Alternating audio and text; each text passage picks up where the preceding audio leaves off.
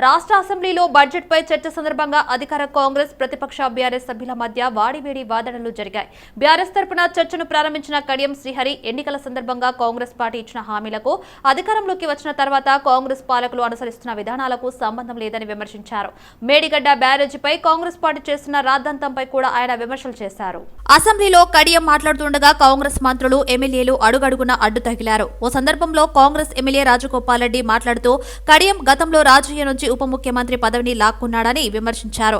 BRS అధినేత కేసీఆర్ పై కూడా విమర్శలు చేశారు. దీనిపై బీఆర్ఎస్ వర్కింగ్ ప్రెసిడెంట్ కేటీఆర్ తీవ్ర ఆగ్రహం వ్యక్తం చేశారు. రాజగోపాల్ రెడ్డి వ్యాఖ్యలను రికార్డుల నుంచి తొలగించాలని డిమాండ్ చేశారు. ఈ సందర్భంగా సీఎం రేవంత్ రెడ్డి కల్పించుకుని నల్లగొండ సభలో కేసీఆర్ తన గురించి అవమానకరంగా మాట్లాడారని, అసెంబ్లీ ఎన్నికల్లో తెలంగాణ ప్రజలు పాయింట్ పీకేసినా బుద్ధి మారలేదని వ్యాఖ్యానించారు. దాంతో బీఆర్ఎస్ సభ్యులు తీవ్ర ఆగ్రహం వ్యక్తం చేశారు. రాజగోపాల్ రెడ్డి సీఎం రేవంత్ రెడ్డి వ్యాఖ్యలకు నిరసనగా శాసనసభ నుంచి వాకౌట్ చేశారు. ప్రభుత్వం సరైన భాష మాట్లాడడం లేదంటున్నారు. కేసీఆర్ మాట్లాడిన భాష సరిగా ఉందనా ప్రశ్నించారు సీఎం రేవంత్ రెడ్డి.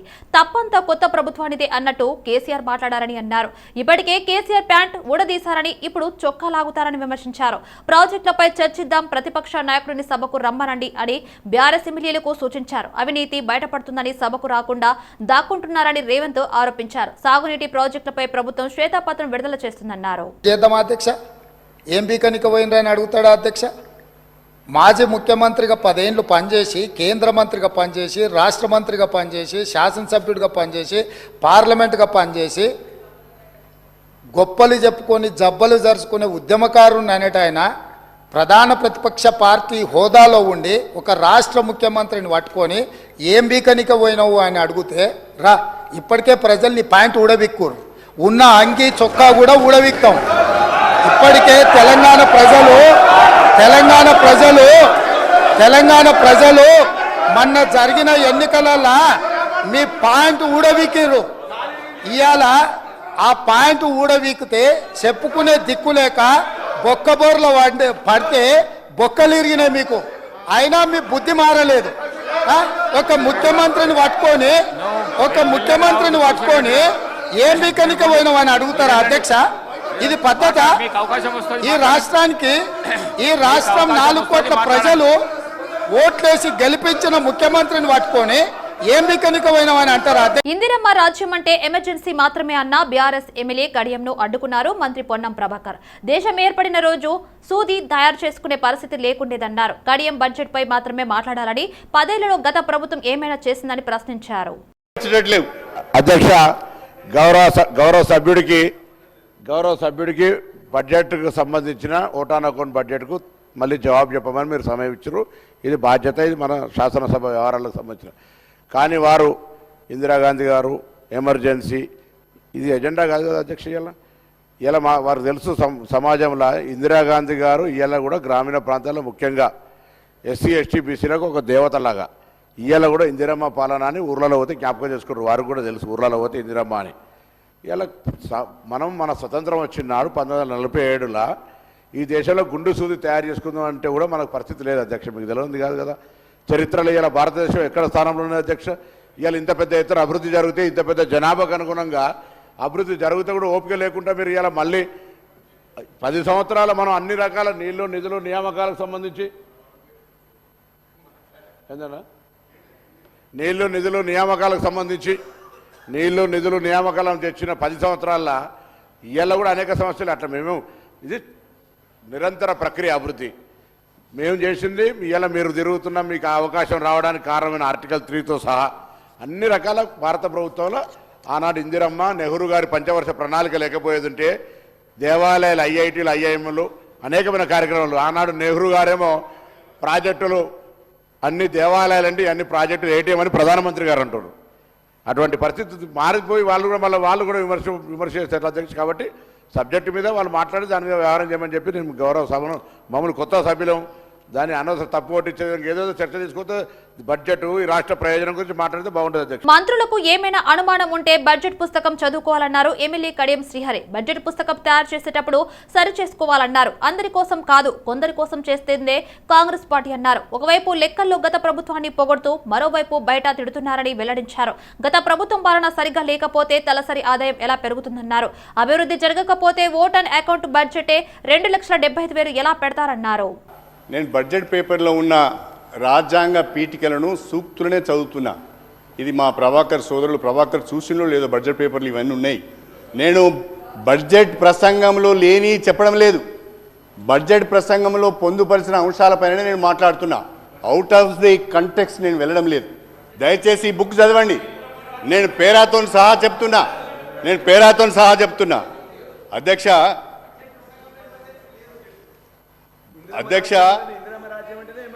ఒక్క నిమిషం ప్లీజ్. అధ్యక్ష,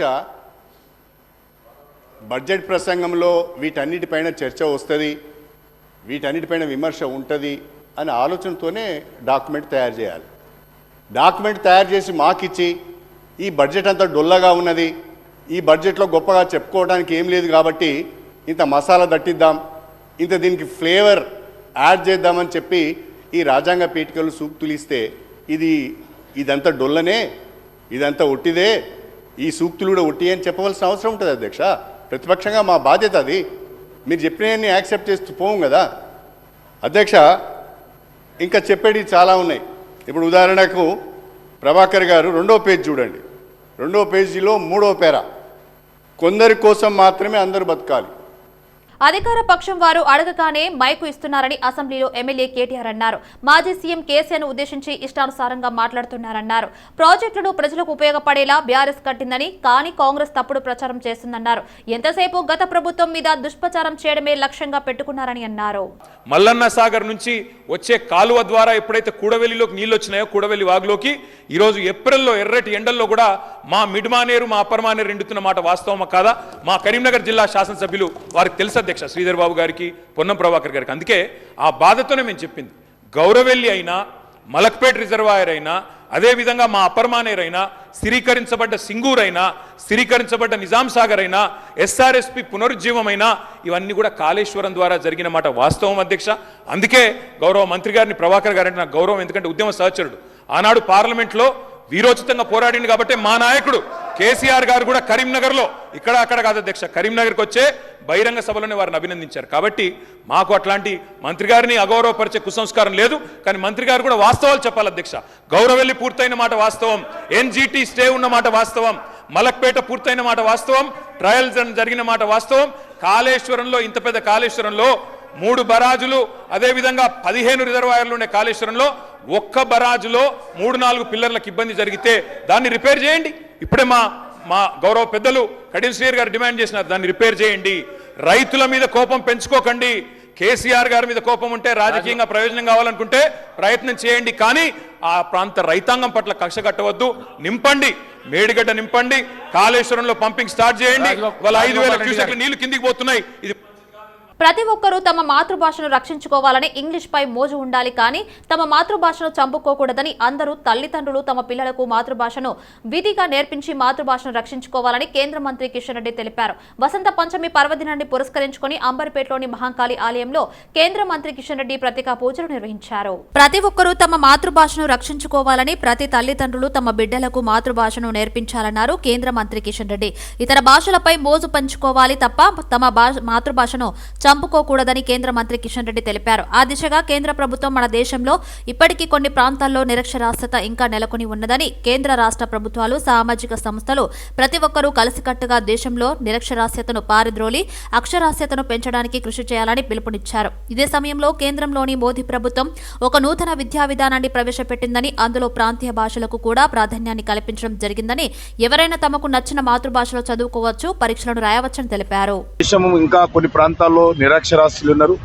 కాబట్టి రానున్న రోజుల్లో సామాజిక సంస్థలు కానీ, ప్రభుత్వాలు కానీ, ఇతర వ్యక్తులు కానీ అందరం కలిసికట్టుగా ఈ దేశంలో నిరక్షరాస్యత నిర్మూలించి అక్షరాస్యత పెంచాల్సినటువంటి అవసరం ఉంది. అదేవిధంగా ఉపాధి అవకాశాలు మెరుగుపరచుకోవడం కోసం మరి స్కిల్ సిస్టమ్ను కూడా ఎవాల్వ్ చేయాలి. నూతన విద్యా విధానం ఏదైతే 33 సంవత్సరాల తర్వాత మరి ఈరోజు నరేంద్ర మోడీ గారు మళ్ళీ ఒక నూతన విద్యా విధానాన్ని ఈ దేశంలో తీసుకొచ్చారు. అందులో ప్రాంతీయ భాషలకు కూడా అత్యంత ప్రాధాన్యత ఇవ్వడం జరిగింది. ఎవరైనా సరే తమకు నచ్చిన మాతృభాషలో ఈరోజు చదువుకోవచ్చు, ఈరోజు పరీక్షలు రాయవచ్చు. అంతేకాకుండా మరి వాళ్ళకు కావాల్సినటువంటి అన్ని రకాల సబ్జెక్టులు తీసుకోవచ్చు. అదేవిధంగా వృత్తిపరమైనటువంటి శిక్షణ కూడా పొంది కాలేజీ నుంచి కానీ ఇంజనీరింగ్ కాలేజీ నుంచి కానీ బయటకు వచ్చిన తర్వాత నచ్చిన వృత్తిలో మరి ఈరోజు ఉపాధి అవకాశాలు తనకే కాకుండా ఇంకో 10 మందికి కల్పించే విధంగా ఈరోజు నూతన విద్యా విధానంలో మరి కొత్త విధానాన్ని తీసుకురావడం జరిగింది. ఆసియాలోని అతిపెద్ద గిరిజన జాతరగా ప్రసిద్ధి చెందిన మేడారం మహాజాతరకి అధికార యంత్రాంగం విస్తృత ఏర్పాట్లు చేస్తుంది. సౌకర్యార్థం జరుగుతున్న పనులను మంత్రి సీతక్క పరిశీలించారు. మేడారంలోని హరిత హోటల్లో పలు అభివృద్ధి పనులపై సమీక్షించిన మంత్రి సీతక్క భక్తులకు ఎలాంటి అసౌకర్యాలు జరగకుండా చూడాలని ఆదేశించారు. తాగునీటి సౌకర్యం, మరుగుదొడ్లు, జంపన్న వాగు వద్ద స్నానఘట్టాలు, ఇతర వసతుల ఏర్పాట్లు ముగింపుకు చేరుకున్నాయని అన్నారు. దర్శనంలో భక్తులు ఇబ్బందులకు గురి కాకుండా వీఐపీ పాసులు తగ్గిస్తున్నామని వివరించారు. జాతర మహాఘట్టం మరొక వారం రోజుల్లో మొదలు కాబోతుంది. అంటే గవర్నమెంట్ వచ్చిన తక్కువ కాలంలోనే జాతర ఏర్పాటు అవుతుంది కాబట్టి నిధులు కూడా ఇచ్చినాం. దాదాపుగా 20 days బ్యాకే మేము మరి జంపన్న వాగులో నీళ్ళ ఏదైతే ట్యాప్స్ ఓపెన్ చేయడం కానీ, అదేవిధంగా కరెంట్ లైన్స్ కానీ ఇతరత్ర అన్ని పనులు కూడా దాదాపుగా కంప్లీట్ అయిపోయినాయి. అందరు భక్తులు కూడా లక్షలాది మంది భక్తులు వస్తున్నారు. జిల్లా యంత్రాంగం కూడా నిరంతరం ఈ యొక్క వచ్చిపోయేటువంటి భక్తుల సౌకర్యాలు కానీ, అదేవిధంగా ట్రాఫిక్ కానీ, పోలీస్ అధికారులు కానీ, కలెక్టర్ కానీ అందరూ ఇక్కడ ఎప్పటికప్పుడు పర్యవేక్షిస్తున్నారు. ఇంకా ఏమైనా ఉంటే కూడా మేము సరి చేసుకుంటాం. మేడారం సమ్మక్క సారలమ్మ జాతరకి వెళ్లలేని భక్తుల కోసం అమ్మవార్ల ప్రసాదాన్ని భక్తుల ఇంటికి చేర్చే కార్యక్రమానికి ఆర్టీసీ శ్రీకారం చుట్టింది. ఇందుకోసం దేవాదాయ శాఖతో టీఎస్ఆర్టీసీ లాజిస్టిక్స్ విభాగం ఒప్పందం కుదుర్చుకుంది. సమ్మక్క సారలమ్మ దేవస్థానం నుంచి అమ్మవార్ల ప్రసాదంతో పాటు పసుపు, కుంకుమను భక్తులకు అందించనున్నారు. మేడారం మహాజాతర ఈ నెల 21 నుంచి 24వ తేదీ వరకు జరుగుతుండగా ఈ నెల 14 నుంచి 25 వరకు ఆన్లైన్, ఆఫ్లైన్లో అమ్మవార్ల ప్రసాదాన్ని బుకింగ్ చేసుకునే సదుపాయాన్ని ఆర్టీసీ కల్పించింది. 299 రూపాయలు చెల్లించి సమీపంలోని ఆర్టీసీ కార్గో కౌంటర్లు, పీసీసీ ఏజెంట్లు, మార్కెటింగ్ ఎగ్జిక్యూటివ్ వద్ద మేడారం ప్రసాదాన్ని బుకింగ్ చేసుకోవచ్చు అని యాజమాన్యం సూచిస్తుంది. గత జాతరలోనూ భక్తులకు ప్రసాదాన్ని ఆర్టీసీ అందించింది. కేంద్ర ప్రభుత్వం మాజీ ప్రధాని పివి నరసింహారావుకు భారతరత్న ప్రకటించినందుకు బ్రాహ్మణ సంఘాల నాయకులు హైదరాబాద్ లో ర్యాలీ నిర్వహించారు. నెక్లెస్ రోడ్లోని పివి విగ్రహానికి పూలమాలలు వేసి నివాళులర్పించిన అనంతరం పివి జ్ఞాన భూమి వరకు భారీ ర్యాలీ చేపట్టారు. పివికి భారతరత్న ప్రకటించినందుకు సినీ నటుడు తనికెళ్లాబరని బీజేపీ సీనియర్ నేత రామచంద్రరావు, పివి మనమడు సుభాష్, పలువురు బ్రాహ్మణ సంఘాల నాయకులు ర్యాలీలో పాల్గొన్నారు. ఎన్నో ఏళ్ల ఎదురు చూపులకు తెరపడిందని వారు సంబరపడ్డారు. ఆర్థిక సంస్కరణలతో పివి నరసింహారావు దేశాన్ని వృద్ధి పథంలో నడిపించారని కొనియాడారు. ఆర్థిక సంస్కరణల ద్వారా ఇవాళ భారతదేశం ఇంత అభివృద్ధి చేయడానికి ప్రధాన కారకులు పివి నరసింహారావు గారు. అలాంటి మహానుభావుడికి ఆలస్యంగానైనా భారతరత్న రావడం అందరికీ ఆనందంగా ఉంది.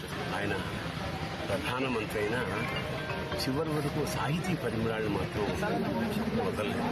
దాదాపు 16 భాషల్లో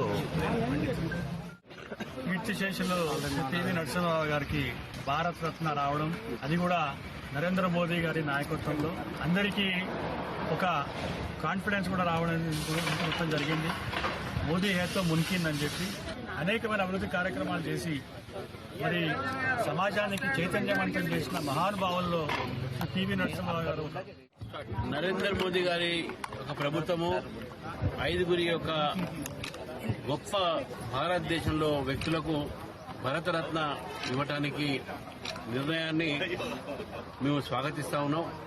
ముఖ్యంగా పివి నరసింహారావు గారికి ఇవ్వటం అనేది అందరూ కూడా సంతోషపడేటటువంటి ఒక విషయం. అది భారతదేశ ఒక ఆర్థిక పరిస్థితి మెరుగుపరిచి ఈరోజు ప్రపంచంలోనే ఒక ముందు స్థానంలో పెట్టినటువంటి వ్యక్తి పివి నరసింహారావు గారు.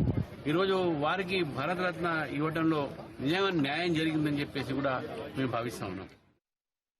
మహబూబ్ నగర్, నాగర్ కర్నూల్, నల్గొండ నియోజకవర్గాలను కలుపుతూ చేపట్టబోయే విజయ సంకల్ప యాత్ర ఈ నెల 20 నుంచి ప్రారంభం కానున్నట్లు బీజేపీ జాతీయ ఉపాధ్యక్షురాలు డీకే అరుణ తెలిపారు. రోజుకు 2 అసెంబ్లీ నియోజకవర్గాలను కలుపుతూ వచ్చే నెల 1వ తేదీ వరకు యాత్ర సాగుతుందని వివరించారు. పాలమూరు, రంగారెడ్డి ఎత్తిపోతల పథకం ద్వారానే అన్ని ఉమ్మడి మహబూబ్ నగర్ లోని అన్ని నియోజకవర్గాలకు నీళ్లందుతాయని బీజేపీ నేత డీకే అరుణ గుర్తు చేశారు. పాలమూరు, రంగారెడ్డి డిజైన్లు మార్చి అంచనాలు పెంచారే తప్ప మెట్ట ప్రాంతాలకు నీళ్లందించలేదన్నారు. కేవలం కొడంగల్ అభివృద్ధి కోసం మాత్రమే డెవలప్మెంట్ అథారిటీ కాకుండా ఉమ్మడి జిల్లా సమగ్ర అభివృద్ధికి సీఎం బాటలు వేయాలని హితో పలికారు. అన్ని పార్టీలోనూ ఆశావాహులు ఉంటారని, ఎవరికి టికెట్ ఇచ్చినా జనం బీజేపీకే బ్రహ్మరథం పడతారని ధీమా వ్యక్తం చేశారు.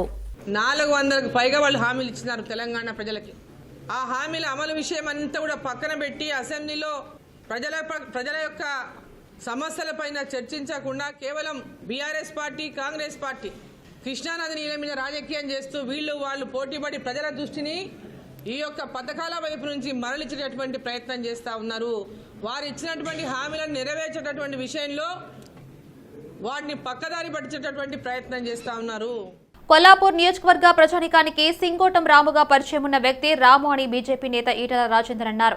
గత 5-6 సంవత్సరాలుగా రాజకీయాల్లో చురుకుగా ఉంటూ ఇక్కడి ప్రజానికానికి ఎంతగానో సహాయపడుతున్నారని వెల్లడించారు. పేదవారి ఇళ్లలో పెళ్లిళ్లకు, చదువులకు ఎంతగానో సహాయం చేసేవారన్నారు. ఎన్నికల ముందు నా వద్దకు వచ్చి మాకు ఎంతగానో సపోర్ట్ చేస్తారని తెలిపారు.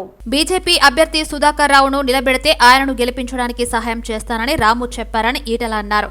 గతంలో 20,000 మందితో గొప్ప సభ ఏర్పాటు చేయడం చూసి నేను కూడా ఎంతో ఆశ్చర్యపోయానన్నారు.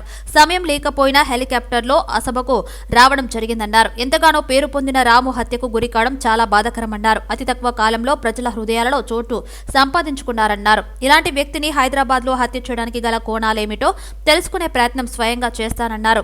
డీజీపీతో మాట్లాడి లోతైన దర్యాప్తు చేయవలసిందిగా కోరుతానని తెలిపారు. ఈ హత్యకు గల కారణాలను వెలికి తీసే ప్రయత్నం చేస్తాను. ప్రజా జీవితంలో ఉండే ఇలాంటి మంచి వ్యక్తిని పోగొట్టుకోవడం పార్టీకి తీరని లోటన్నారు. కొల్లాపూర్ నియోజకవర్గ ప్రజానికానికి పరిచయం ఉన్నటువంటి వ్యక్తి. గత 5-6 సంవత్సరాలుగా ప్రజా జీవితంలో ఉండాలి, ప్రజా నాయకుడిగా ఎదగాలని చెప్పి కలలు కానీ తను సంపాదించిన సంపాదనలో ఈ ప్రాంత ప్రజానికానికి ఎక్కడ ఆపదొచ్చినా, ఎక్కడ అవసరం ఉన్నా నేనున్నా అని చెప్పి ఆదుకునే వ్యక్తి సింగోటం రాము.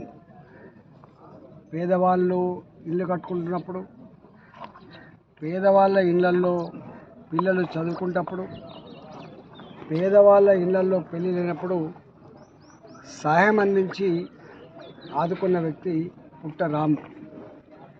ఎన్నికల ముందు మా దగ్గరికి చాలాసార్లు వచ్చి, అన్నా మేము కొల్లాపూర్ నియోజకవర్గంలో అన్ని గ్రామాల్లో మేము పనిచేస్తున్నాం, ఈ దఫా మీకు సపోర్ట్ ఇవ్వాలనుకుంటున్నాం, భారతీయ జనతా పార్టీని గెలిపించాలనుకుంటున్నాం అని చెప్పి, మీ అభ్యర్థి సుధాకర్ రావు కనుక అయితే సుధాకర్ రావు గారి గెలుపులో మా పాత్ర ఉంటుందని చెప్పి మా దగ్గరికి చాలాసార్లు రావడం జరిగింది.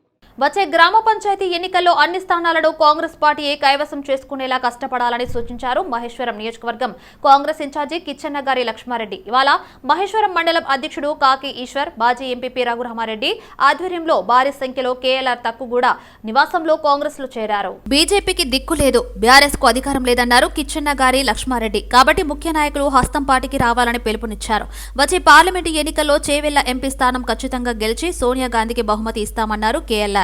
గతంలో మాదిరిగా అధికారులు బీఆర్ఎస్ నేతలకు తలొగ్గి పనిచేస్తే మా ప్రభుత్వంలో చర్యలు తప్పవని హెచ్చరించారు. నిష్పక్షపాతంగా వ్యవహరించాలని సూచించారు. గ్రామంలో ఎన్నికలు జరిగే వరకు ప్రభుత్వ సంక్షేమ పథకాలు ప్రజలకు అందేలా కాంగ్రెస్ పార్టీ అధ్యక్షుడు కమిటీ పనిచేయాలని ఆదేశించారు కేఎల్ఆర్. మహేశ్వరం మండలంలో త్వరలో బీఆర్ఎస్ ఖాళీ అవుతుందని మాజీ ఎంపీపీ రఘురామారెడ్డి అన్నారు. యాదాద్రి శ్రీ లక్ష్మీ నరసింహస్వామి ఆలయంలో రథసప్తమి వేడుకలు అత్యంత వైభవంగా నిర్వహిస్తున్నారు. వేడుకల్లో భాగంగా ఈ నెల 16న ప్రత్యేక కైంకర్యాలు నిర్వహించినట్లు ఆలయ ఈవో రామకృష్ణరావు తెలిపారు.